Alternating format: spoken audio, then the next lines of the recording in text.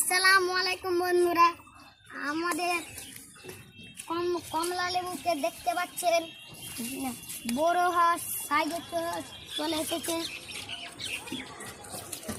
দেখতে পাচ্ছেন বেদানা পাকা সাইজে হয়ে গিয়েছে, কালার হয়ে গিয়েছে।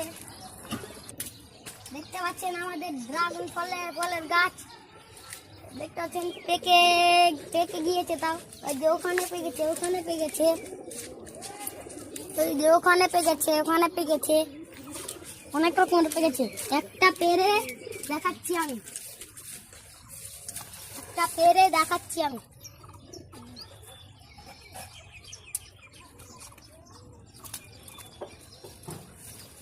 দেখতে পাচ্ছেন ড্রাগন ফলটা কত পাকা।